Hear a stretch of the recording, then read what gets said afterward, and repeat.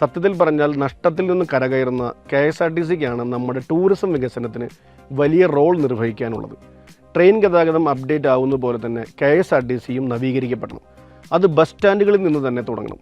സൗകര്യക്കുറവിൻ്റെ കാര്യത്തിൽ എക്കാലവും പഴി കേൾക്കുന്ന ഒന്നാണ് കേരളത്തിലെ ബസ് സ്റ്റാൻഡുകൾ. വൃത്തിയുടെ കാര്യത്തിലും അങ്ങനെ തന്നെ.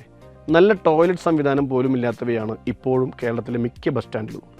ഏറ്റവും കൂടുതൽ യാത്രക്കാരെത്തുന്ന കേരളത്തിൻ്റെ സാമ്പത്തിക തലസ്ഥാനമായ എറണാകുളത്തെ ബസ് സ്റ്റാൻഡാണ് ഏറ്റവും മോശമെന്നത് ദയനീയം തന്നെയാണ്. ഒരു നാട്ടിലേക്കുള്ള കവാടമാണ് ബസ് സ്റ്റാൻഡുകളും റെയിൽവേ സ്റ്റേഷനുമെല്ലാം. വിദേശത്തു നിന്നും ഒരു ടൂറിസ്റ്റ് നമ്മുടെ ബസ് സ്റ്റാൻഡിൽ എത്തിയാൽ അവരുടെ പോസിറ്റീവ് വൈബ് അവിടെ തീരും. KSRTC ബസ് സ്റ്റാൻഡുകളെ നവീകരിക്കൽ പദ്ധതിയെ അഴിമതിയുടെയും കെടുകാര്യസ്ഥതയുടെയും കുത്തരങ്ങാക്കിയത് നമുക്കറിയാമല്ലോ. കൊട്ടിഘോഷി നടപ്പാക്കിയ തിരുവനന്തപുരത്തെയും കോഴിക്കോട്ടെയും എല്ലാം KSRTC ബസ് സ്റ്റാൻഡുകളുടെ അവസ്ഥ എല്ലാം മലയാളികളെയും അസ്വസ്ഥരാക്കുന്നതാണ്. ഒരു പ്ലാനിങ്ങും ഇല്ലാതെ ലക്ഷങ്ങളും കോടികളും പൊടിച്ചതിൻ്റെ സാക്ഷ്യപത്രം മാത്രമാവുകയാണ് ഈ കെട്ടിടങ്ങൾ. റെയിൽവേ സ്റ്റേഷനുകളുടെ നവീകരണത്തെക്കാൾ എത്രയോ മുമ്പ് തുടങ്ങിയതായിരുന്നു KSRTC ബസ് സ്റ്റാൻഡുകളുടെ നിർമ്മാണവും നവീകരണവും. കാലികമായ മാറ്റങ്ങൾ ഉണ്ടാവുന്നില്ലെന്ന് പറയാൻ സാധിക്കില്ല. പക്ഷേ ഏറെ പറയാനുണ്ട്, ഏറെ മാറാനുമുണ്ട്. അടുത്തിടെ ആരംഭിച്ച AC ലോഞ്ചുകളും മറ്റും യാത്രക്കാർക്ക് ഏറെ സൗകര്യപ്രദമാവുന്നതാണ്. ബുക്കിംഗ്, ബസ് ട്രാക്കിംഗ് സംവിധാനം, ലോജിസ്റ്റിക്സ് എന്നിവയെല്ലാം കാലികമായി പരിഷ്കരിക്കേണ്ടതാണ്.